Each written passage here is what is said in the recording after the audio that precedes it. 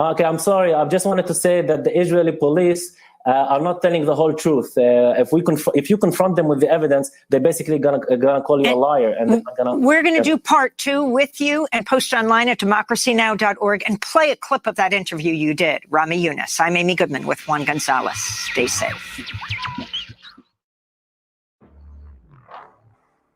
The risks of contracting COVID-19 are significantly increased within communities of color and the LGBTQ community. To ensure we're all receiving the same high-quality care and respect we deserve, please report if you have experienced or witnessed an incident of discrimination or bias. Call Minnesota's Discrimination Helpline, 1-833-454-0148. That's 1-833-454-0148. For more information or to submit an online form, visit mn.gov/MDHR. Translation and interpretation services are available. The viewpoints expressed in this program are the opinions of the people expressing them, and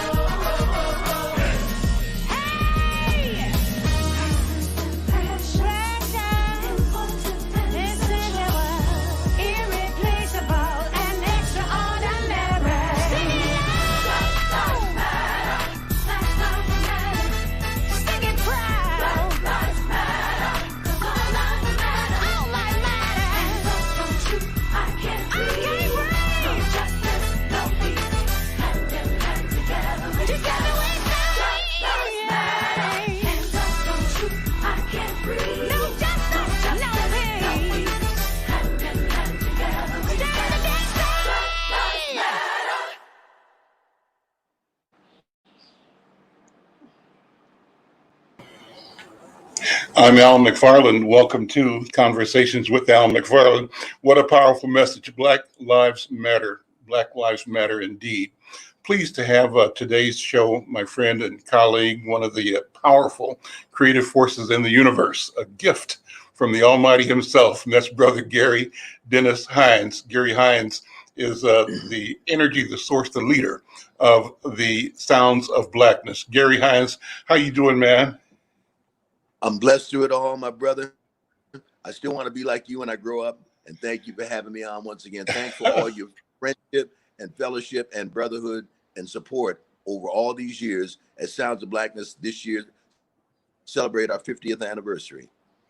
Amazing, amazing, amazing. So I wanted to talk about that, the 50 years of the Sounds of Blackness, your life and time in music and in community as an inspiration, a source of guidance, a sort of a North Star for our people and our culture.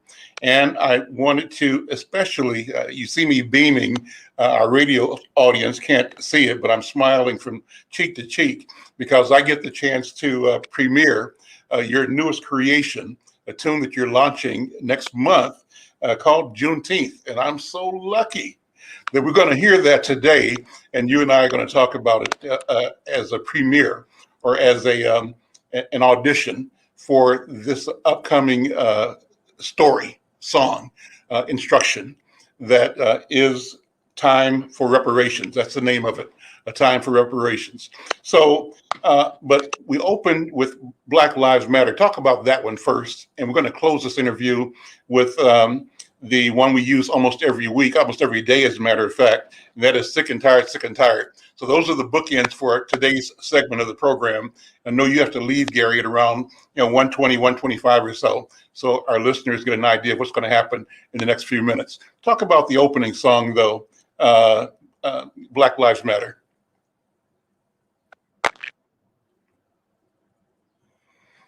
And I think I lost your video. If you can hear me, go ahead and speak.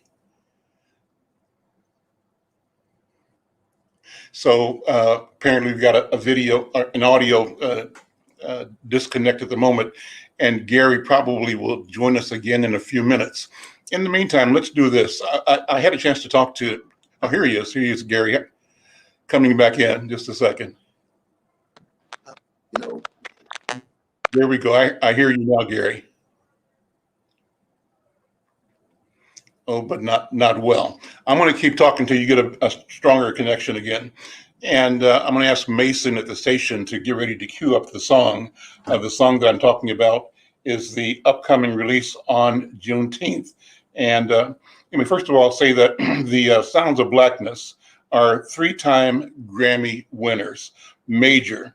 And this new tune, the new single, Time for Reparations, comes out as part of Juneteenth 1921, or excuse me, Juneteenth 2021, and is part of the 50th anniversary special edition, celebrating 50 years of the Sounds of Blackness, and they're calling it the Justice Package. And not only does it include this new song, the new single, Time for Reparations, it also includes such classics as Royalty, Black Lives Matter that you just heard, and Sick and Tired that you're going to hear in a minute or two. So Gary, let's test your audio again. Let's see how you sound now.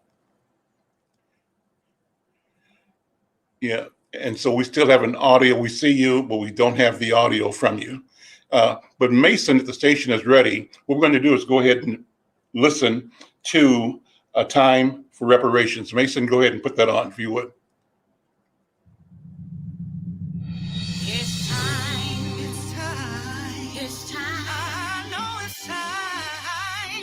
Generation of reparation. Pay up, time to pay up, reparation.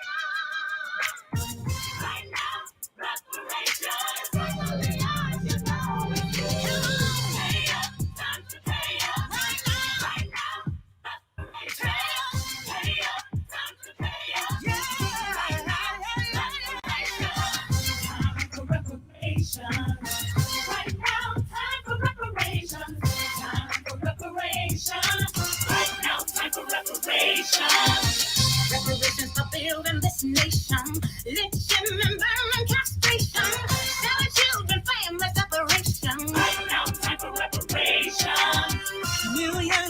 ships landed, whips chained and branded. 300 years of free labor.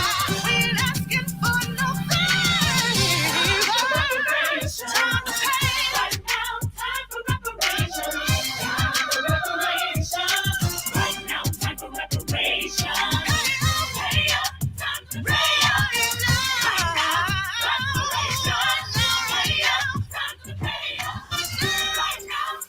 Reparations for reconstruction, race-summers of destruction, separation, Jim Crow corruption. Right now, time for reparation. Reparations for the Constitution said we were 3/5 human. Reparations are overdue. 40 acres and no new. Time for reparations. Time for reparations. Time for reparations. Time for reparations. Right now, time for reparations. Pay up, time to pay up. Pay up. Right now, reparations.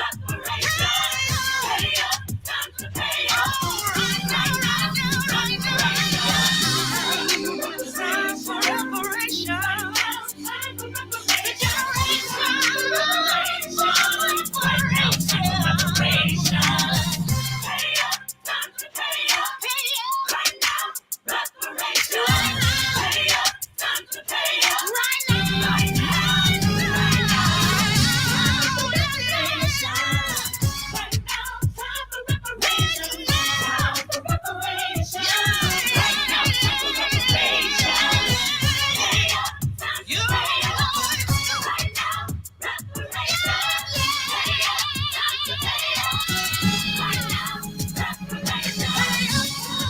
for reparations.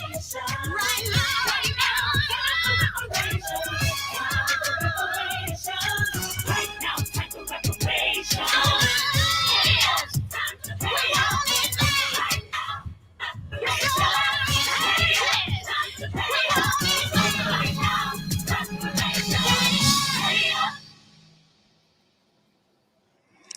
Amazing, wonderful, wonderful. When I heard this first after you sent it to me, Gary, it just took me to a special place.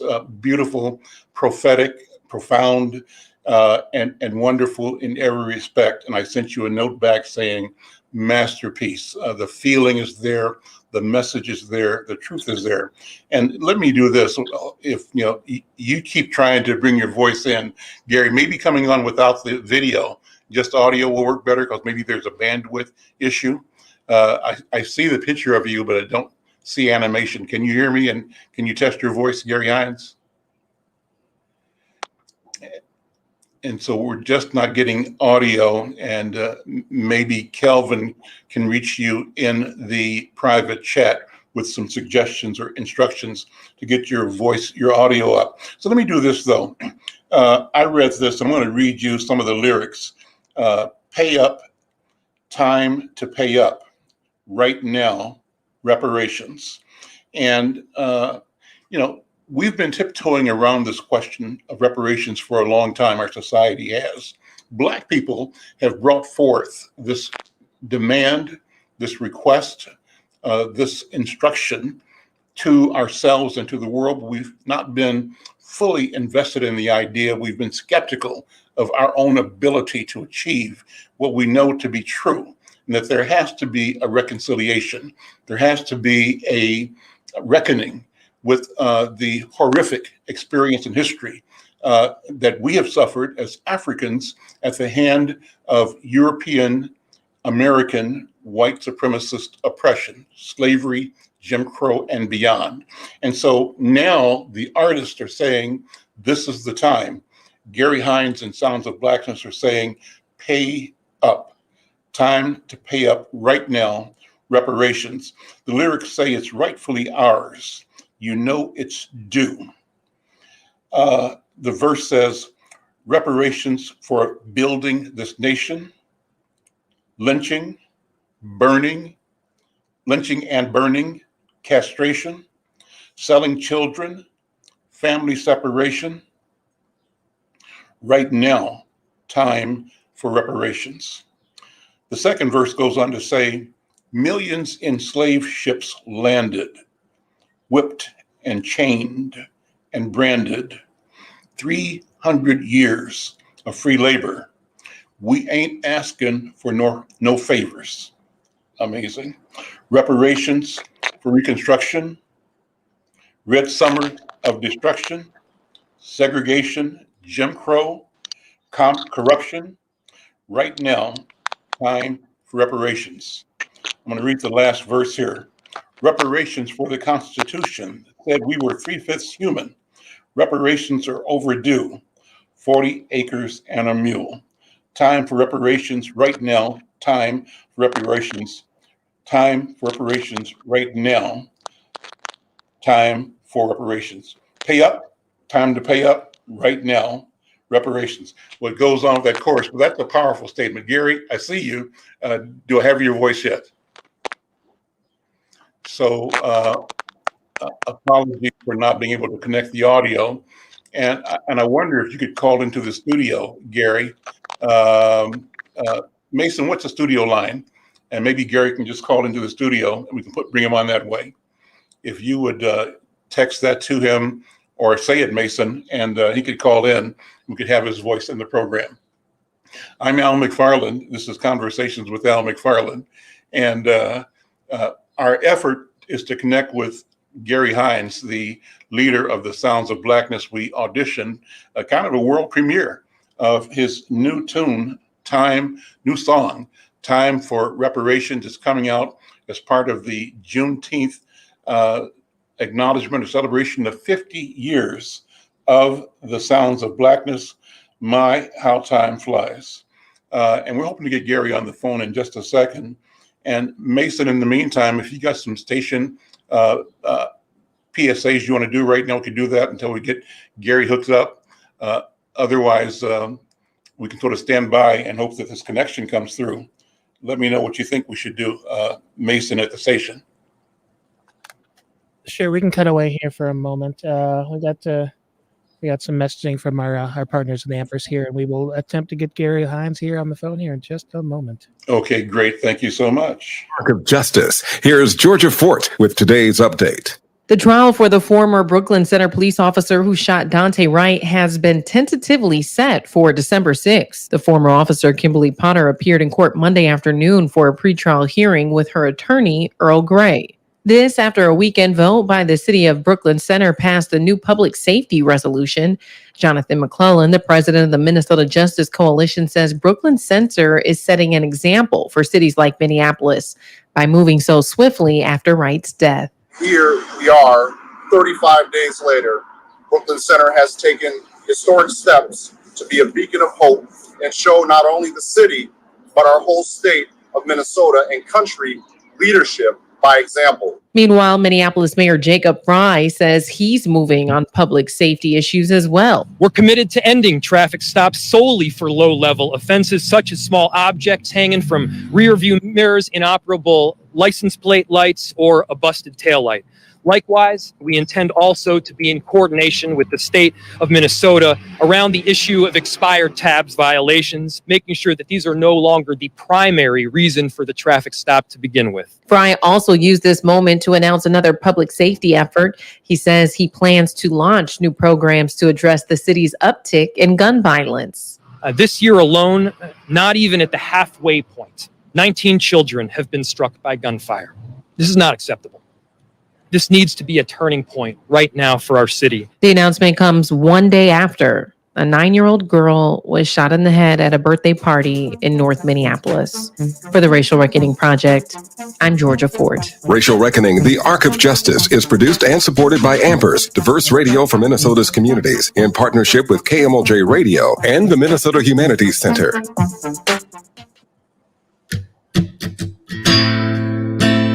From Minnesota Native News, this is your COVID-19 Daily Update. Bonjour, Anin. I'm Cole Primo. Here's your daily update. Minnesota's mask mandate is no more. It's a good day. It's another one of those moves in Minnesota and across the country of a back towards normalcy. Governor Tim Walz recently signed the executive order ending the mandate following updated CDC guidance, which said fully vaccinated people can forego masks in most indoor and outdoor settings. However, masks will still be a very common sight in many businesses and cities. But there will be decisions that can be made by local businesses, by local jurisdictions, and certainly in the healthcare industry, as is relatively normal. People will continue to mask in some of those settings. The move comes as vaccinations for those 65 years of age and older is nearing 90%, and over 61% of those 16 years of age and up have received at least one vaccine dose. Health officials would like to see that increase to 70% by the end of June. I'm going to make my pitch again to Minnesotans. Those of you who aren't vaccinated, now's the perfect time. Get this done. Make sure you get it done. You can go without masks then wherever you want to go. You can make sure that you and others who aren't, and please keep in mind, there are those amongst us, and especially our younger people that are not authorized to get the vaccine yet, and those that might be immunocompromised. They can't get the vaccine. And so if you're not fully vaccinated and you may be asymptomatic, we want to make sure we're protecting our neighbors again there. But Minnesota Health Commissioner Jan Malcolm said she has mixed feelings about the end of the mask mandate, with equity gaps for vaccinations and the fact that there are still people at risk. More on that and attempts to address the equity gaps in a future update. I'm Cole Primo. This Minnesota Native News COVID-19 Daily Update is supported by the Minnesota Department of Health.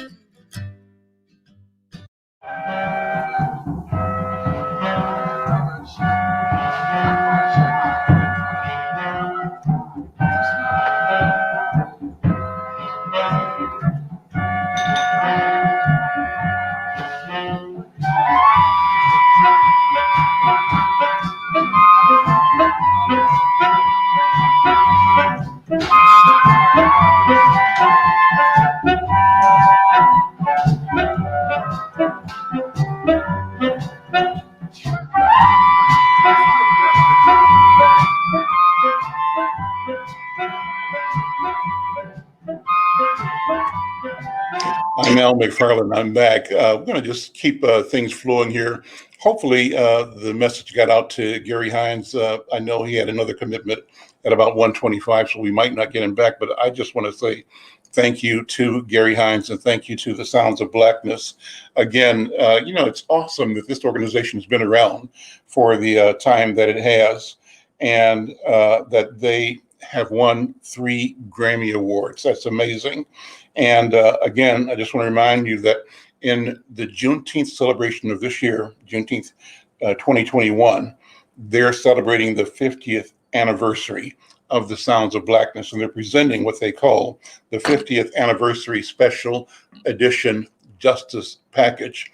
And that package includes the massive hits, Royalty, one we just heard, Black Lives Matter, and we're going to close the segment out momentarily with another segment, Sick and Tired. And you've seen Sick and Tired on a regular basis. We have always used that.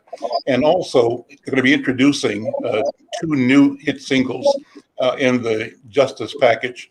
They'll include You're Gonna Win and Hold Up Your Light. And so I'm just imagining what those tunes are going to be like. I think about Sounds of Blackness, and I've been around the country at newspaper conferences, and when I say I'm from Minnesota, people always say, oh, Sounds of Blackness, their music changed my life or keeps me motivated. Optimism, for example, Optimistic, right? And other tunes.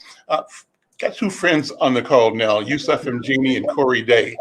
Yusuf, how you doing, man? Yeah. And Corey, how are you? How are you both? I'm good, Al. How you doing? We're doing good. And you said, do I have your audio?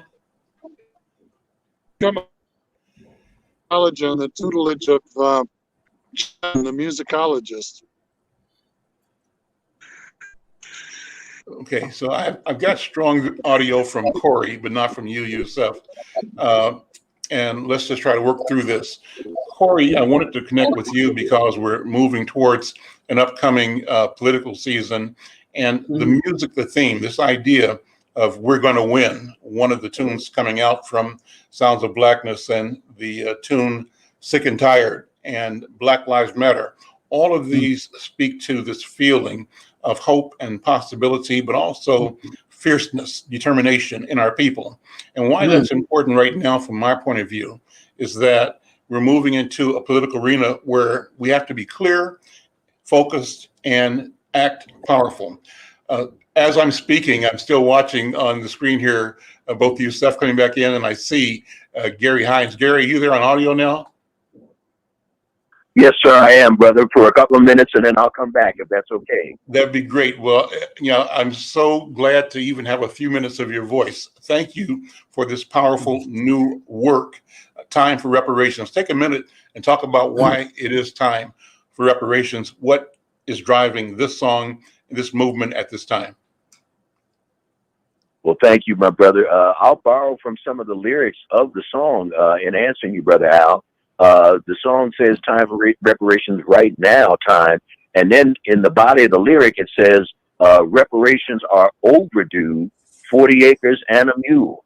So the call for reparations, as I know you and all your listeners know, is not a new one, but the mantle needed to be picked up, and that Sounds of Blackness job, and we're doing it through music with Time for Reparations, which we're releasing Black Music Month, Juneteenth, and that's very symbolic, very deliberate. That's not by happenstance.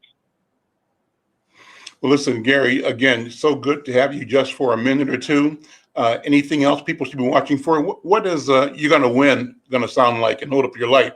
I'm just imagining, based on the things you've delivered so far, the inspiration that I can anticipate from those two messages. Can you tell me something about either one of those songs before you leave?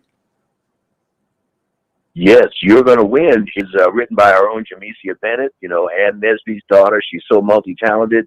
And the subtitle of You're Gonna Win is Let Freedom Ring. So it's Let Freedom Ring, and You're Gonna Win is the actual title, as you mentioned.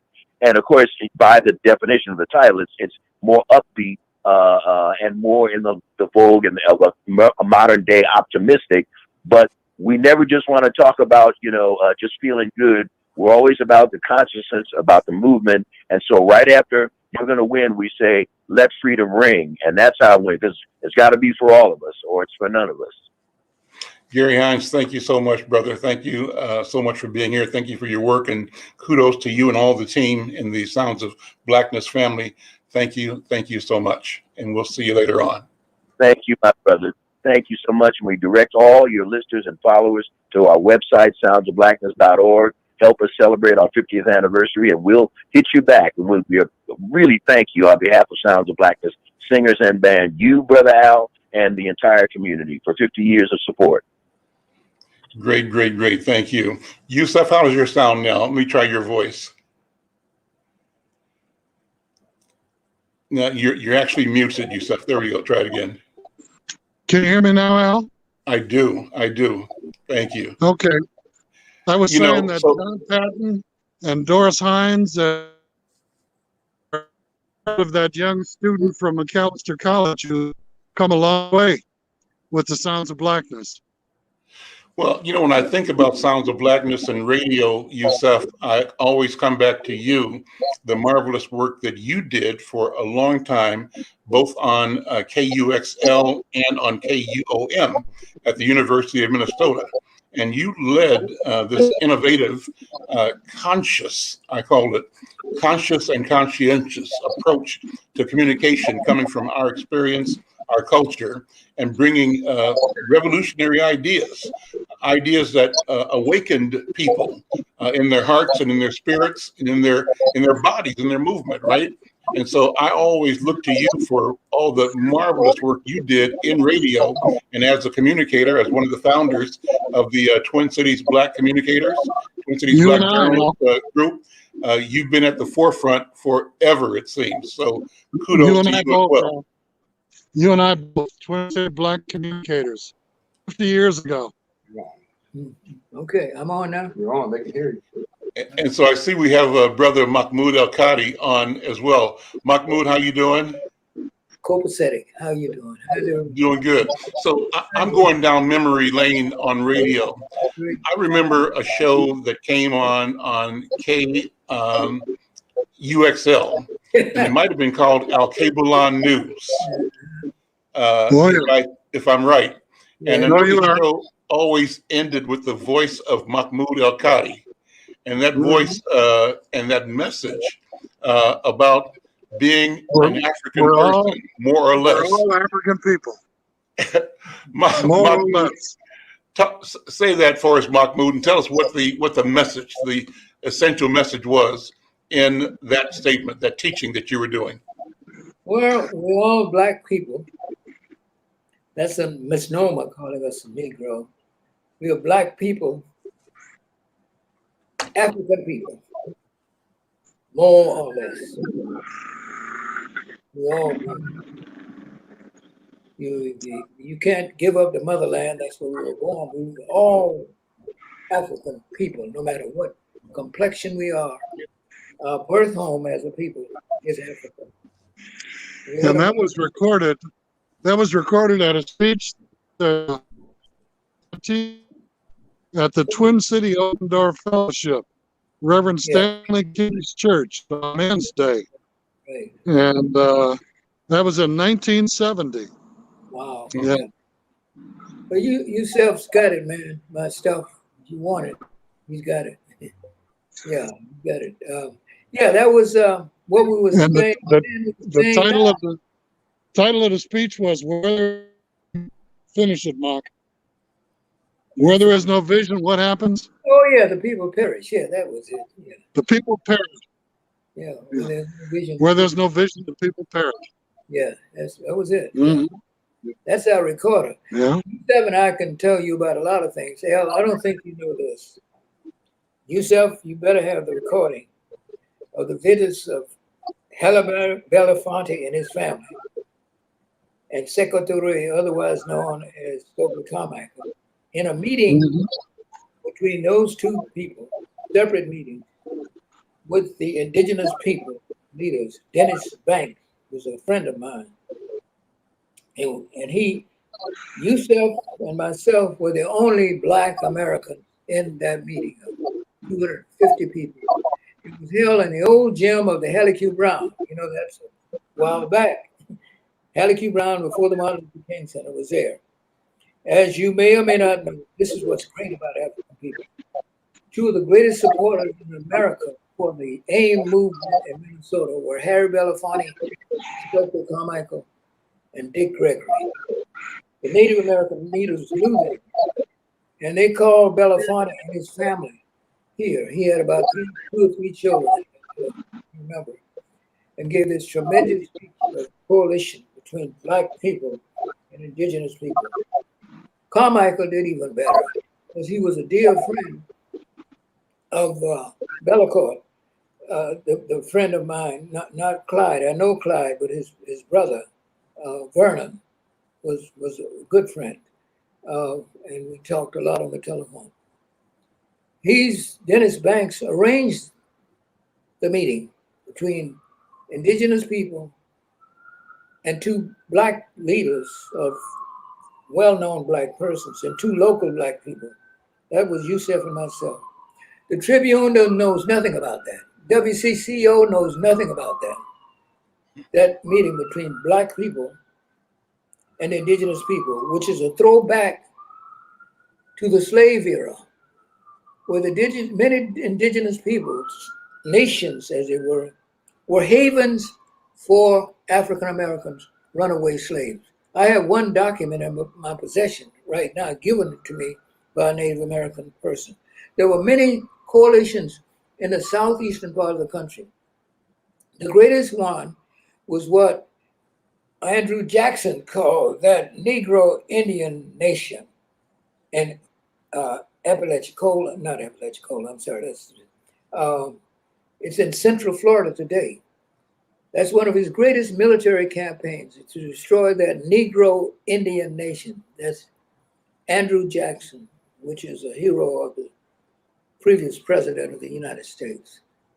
We have had coalitions with, and that's going to surface too. There are Native Americans who know about this, and we're going to get together and try to revive we are natural coalitions, indigenous people and slaves. Now I know that we all have been whitewashed by the doctrine of white supremacy. See, I acknowledge that I'm still fighting white supremacy in my soul, kicking it every day, because it's nobody in this country, and I think the Western world, can escape that doctrine. Albert Einstein defined it correctly. He said, white supremacy is in effect a contagious disease. You catch it, it's contagious. White people are not white until they get to America. They're Irish, they're Germans, they're so forth. They're white. There's no white language. People are not named for skin color. No people, black people are named for their land, their language, and their religion. That's our identity. You don't call an Igbo black. You say, who are you talking about? I'm an Igbo. Why am I an Igbo? I speak Igbo. I speak Igbo land, Igbo language. Nobody but us. That's revealed in our girl's book, Cast. She is absolutely brilliant. I'm predicting that this will be a classic. People will be reading this book 15 years from now. She's what people like me is on the edge of, trying to deal with this caste system and not having the right words and so forth. That woman's got it. Every black person who wants to be literate on the question of race should read Cass. Isabel Wilkerson, right? The author. Yeah, the time of our discontent. That's not the subtitle. But she got all the stuff I try to talk about and more.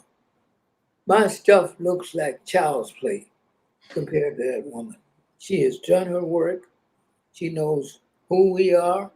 She is exposed to toxin beneath the doctrine of white supremacy. That's what you see out on the street now. This is toxin. Everything's coming. Pandora's box is open. The genie's out of the bottle. Not going to get back in. Black people, all black people are not going to agree, are willing to take the final step. And that is a step that supposedly a man by the name of Patrick Henry, the war had already begun, our brethren already in the field. What would you gentlemen wish? What would you have? Or we just stand here idly by and suffer the cruel pangs of slavery? No, no, no, sir. The next gale wind that sweeps down from the north will bring to our ears the clash of resounding arms. I know not what courses others may take, but forbidding Almighty God. As for me, give me liberty or give me death. Patrick Henry. The 45 million black people in this country are catching more hell than Patrick Henry ever saw.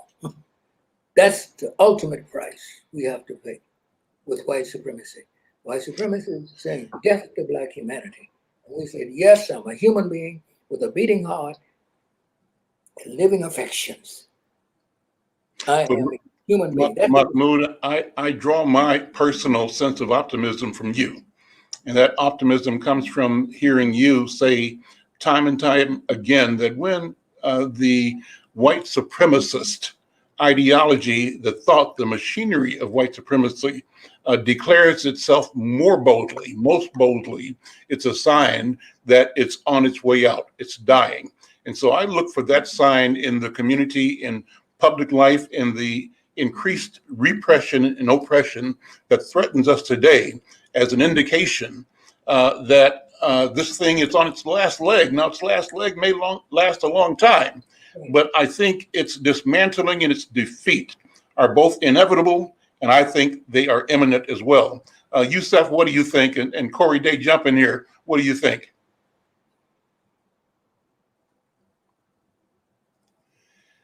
You know, we still, you're muted, Yusef.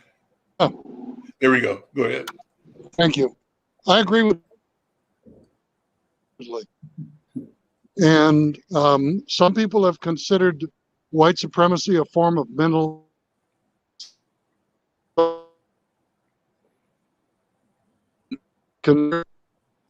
Yeah, I apologize so much because your sound is still going in and out. And it's not able to get a good signal from you, Yusef. Corey, can you jump in? Your thoughts? And I want to go back to Mahmoud. But Corey, you've monitored this conversation, and I invited you because you are active in today's political arena. And I think you see and promote the idea of new coalitions, of new activism from within our community, within our culture, new leadership, and the emergence of our voice as a voice of ultimate and inclusive direction, change-making direction in society. What do you think, Corey Day? Okay, so I apologize. I caught the tail end of that out because of the connection. But I do, just from kind of what I did capture, I think right now we are on a cusp of just this change that is happening. Obviously, we've seen it nationally over this summer and through this pandemic, but we're starting to actually see it in the city of Minneapolis. We're seeing it with these upcoming elections that will be, throughout the summer and the fall, and not just the fact that we're seeing this electoral change coming, but we are seeing an activist from folks on the street. We're seeing activists from people who usually are not politically involved, who are usually much more organizationally involved, but they're starting to realize that the change that we want to see, the only way we're going to achieve that change is that we have to make changes at the ballot box and the people who are elected, and making sure that we're engaging ourselves and participating in this process, making sure that we're not just allowing the same old to be at, in city council or city hall or in the governor's office, but we're becoming active participants in this process. And so as we start to kind of come through the tunnel of the pandemic, it's very interesting to see how this is going to look in not just this city, but throughout this nation as we start moving forward of this new activism that we're seeing from people of color throughout this country. So let me go back to Mahmoud El-Kadi then. Mahmoud, so I'm looking at two things. One is there's a skepticism quite often among our people, and particularly in the young, about should we be involved in what some may describe as an essentially fundamentally corrupt set of alternatives. And that's the American political process. That's one idea that's out there. Then there's the other idea that that we have to bring a new definition based on our identity, interest, and our perception of what community could be, what humanity could be. And that is a position that should guide any engagement, any participation in existing or in new structures as well. How do you see history directing our path, Brother Mahmoud? I think that Martin Luther King was correct after a fashion when he said that many years in the future, history will record that there lived a people, a great Black people, who injected new life into the veins of democracy. That is this propitious moment right now. It's the time. What we represent in this country is progress toward the ideal of democracy. Otherwise, democracy is a theory of government. It's a theory. The economic system of capitalism is a system of economics. When you say all men are created equal and die by their creator with certain inalienable rights, among these are life, living in the pursuit of happiness, that is an ideal, I-D-E-A-L. That's what ought to be, want to be, should be. That is not what is. And the man who utters those majestic words was a classic example of the self-contradictory that America is. When Thomas Jefferson etched those majestic words on the pages of history, he claimed the lives of over 250 Black men, women, and children on 4 of his plantations at Monticello. That's a contradiction, my friend. It's a violent contradiction. And that's what this struggle is growing out of. In order for him to be rich, in order for America to become a nation state, it had to create a people as non-persons, which is inscribed in the original document called the American Constitution, Section 3, Article 1. Every lawyer knows that Black people were assigned outside of the human family. That's what 3/5 of a man meant. And they made practical politics out of that. That is why Virginia got most of the representatives in the House of Congress, because 1 out of every 3 people in Virginia at that time was Black. The House of Representatives is based on, an original House of denying Black people's humanity as human beings. We are 3/5 of other persons. That's written. Now it's nullified now by the amendments after the Civil War, because it had to be. But that's a fact of American history. All students of civics in high school, in junior high school, ought to be taught that. Not because Mahmoud said it and he doesn't like white people and it's crazy stuff like that. Black people should do one thing, I think, is tell the truth as they understand it. Now, you don't have to make up anything. Just tell the truth as you understand it, not as Donald Trump understands it. That's different. He has a different, whatever that is not true. If you talk about the American state, the nation state, without talking about Black people's role in it, you're not telling the truth. We were placed in the very document that founded this country. How could you say that? A series of laws about Black people being restricted with fugitive slave laws, a series of Supreme Court decisions. You know, in 1847, we have believed so far that Black people, says Chief Justice Taney, have no rights that the whites are bound to respect. We deem them as beings of an inferior order. They are so far inferior that they have no rights that whites are bound to respect. That wasn't said by Bubba in Mississippi on the back of a truck in Mississippi. That's an intellectual. He was the head of the Supreme Court. The true racists in the history of the West are intellectuals in the academy. It's not Bubba on the back of the bus, on the back of the truck with a rifle because it's loud and a dog on his side. That's a stereotype too. The whites have been stereotyped too, yes. To one of your points, that I just absolutely agree with. I think what we've seen during the Trump era is just what has happened having a school system, education system that doesn't teach that. This deficiency when it comes to these folks not understanding their history enough that we end up in this position we are in today where folks have such an ignorance to what Black folks went through, to our history, to how that history is so tied to the American history, because they were never taught that. And like to your point, the fact that our schools have not taught these different things, these different struggles, these different fights, that these things are just glossed over in our education system when it comes to our history, which is America history.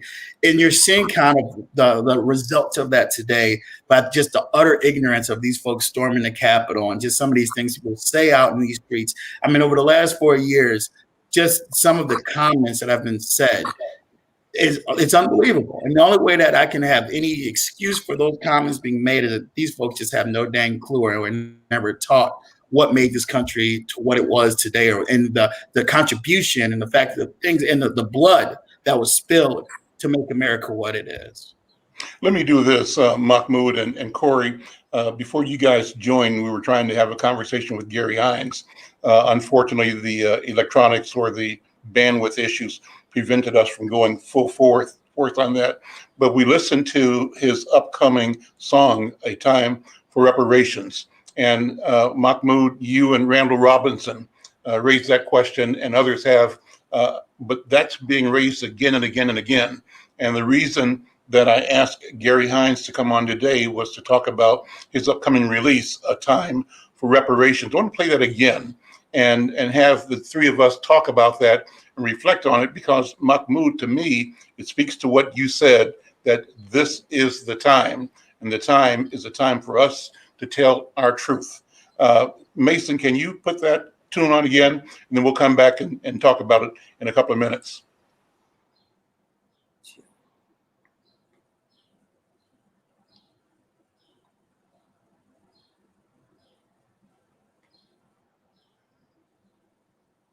And it should be queuing up in a second here. Let's see.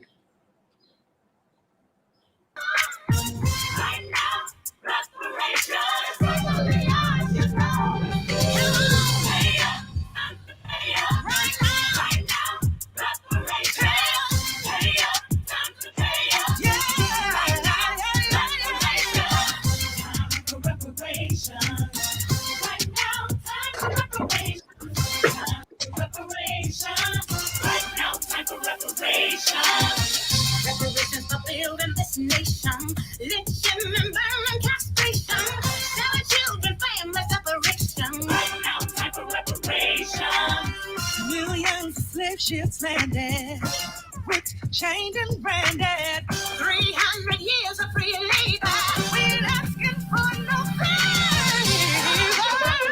Time to pay. Right now, time for reparations. Time for reparations. Right now, time for reparations. Pay up, time to pay up.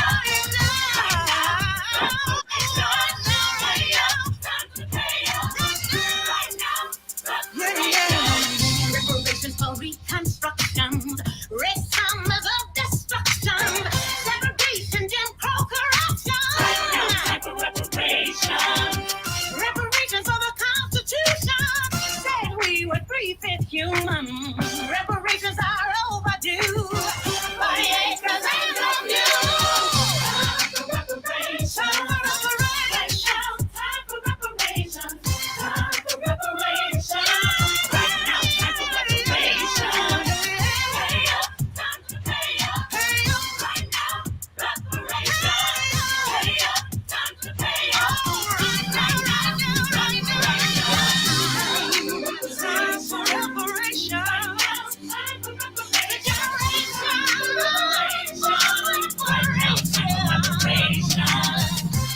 up, time to pay up. Pay up. Right now, reparations. Pay up, time to pay up. Right now, reparations. Time for reparations. Time for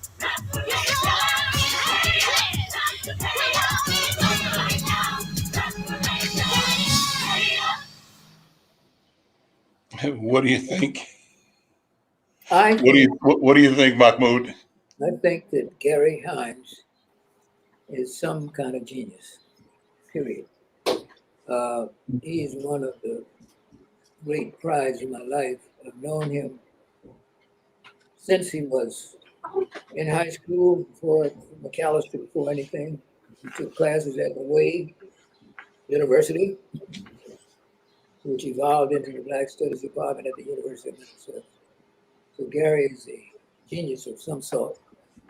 Genius means very exceptional. He managed to build an institution. Half century. That's an institution. An institution at bottom is an enduring process. It's not here today and gone tomorrow. Inside News is an institution. It's not here today and gone tomorrow. It continues to grow from an almost pamphlet into, in my view, a very responsible journalistic institution. So we have that just there. Some of these institutions were, since our lifetime, I'm working on that now, the number of institutions that have evolved in the Twin Cities since I've been here, which is a little over 50 years, that we didn't know that what we've done for one another too, not just the downside, but we've done some incredible things in the midst of this madness called white supremacy. Don't forget that. Progress is our most important product. You know who used to say that? Ronald Reagan, when he pitched for General Electric. It's us. Let me ask Yusef to weigh in. Yusef, impressions on the theme, the message, the music of Gary Hines. Reparations. Gary has been consistent. John Patton, the musicologist at McAllister College, who tutored him, would be proud. Doris Hines, Gary's mother, is supremely proud. All of us in the Twin Cities, all of the young people that Gary has mentored, who have come through the Sounds of Blackness over the past 50 years, the Christmas program, all of the performances throughout the country and the Twin Cities, all of the awards, all of the gospel competitions that they've won are amazing. He has paid a debt that we will never be able to repay. The contribution that Gary and the Sounds of Blackness have unselfishly made to this community, to this country, and to our culture. It's absolutely incredible. Let me ask Corey to jump in. Corey, it seems to me that we have been hesitant to talk about reparations, but sometimes among ourselves, but particularly around white people. I sense that it's changing. And I sense that even in the so-called quote unquote established political environment, there is an expectation, and whether it's expected or not, there is a reality of our people speaking more forcefully, more clearly, more consistently about how we see the world and how we bring history forward into this moment and into the future that we are co-creating. And the instrumental idea here is the sense of our right and responsibility to co-create reality and the future. What do you sense as a person that's been inside the organization of politics in Minnesota and in the country? Well, first, I want to just Sounds of Blackness with a consistent voice, and they're capturing the time once again, and they're beating a drum that we cannot stop beating. We need to continue to talk about reparations. We need to continue to talk about these issues that affect Black folks throughout this country. So I love this song. I love that they put that out. And as to what you were saying, Al, yeah, I do believe that this conversation has found its way to the halls of Congress at this point. There's a bill out there. There's a few bills actually out there right now when it comes to reparations. I think folks are starting to look at this from a very different lens as they were from before. I think one of the panelists was talking earlier that when you start seeing kind of white supremacists start really poking their head out, it's because the fear is there. And I think what the fear you're seeing right now is that America in certain instances is starting to wake up and realize some of its wrongs.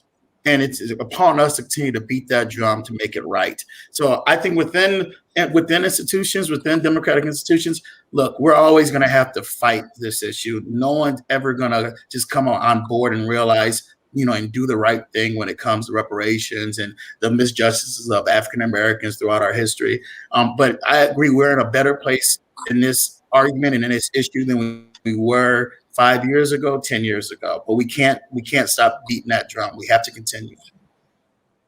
Gary sent me a note saying to remind people that on May 23rd, I think it's at on BET at must be like 8 o'clock at night, I think, or 7 o'clock. The Billboard Music Awards are going to feature the Sounds of Blackness, Jimmy Jam and Terry Lewis and Ann Nesby. So throw that out there, set your clocks, set your schedule, check out Sounds of Blackness, check out Jimmy Jam and Terry Lewis and Ann Nesby. Support Black music, support our music, support our people. I'm going to close the program with you, Mahmoud El-Kadi, and maybe Yusuf, take 20 seconds to set it up. I want to recreate the moment of what you guys were doing with Al-Kabilon News at KUXL. Yusuf, if you can just introduce a situation where Mahmoud can give the instruction about being African people. Okay. Until this time tomorrow, this place, when Al McFarlane returns, we leave you with the words of Professor Mahmoud El-Kadi. Carry us out of here, brother. Mahmoud. Yes, sir. I have some studied opinions on reparations. We'll do this at another time. Yep. But we are Black people, not Negroes. Negro is a misnomer. We are Black people, African people, more or less. There we go. Listen, see you all tomorrow. Thank you so much for our audience here on KFAI. Thank you for the audience on YouTube, on Facebook. Thank you for the national audience at Black Press USA. I'm Al McFarlane. We'll see you next time. Take care. Thank you, Al. Thank you, Al.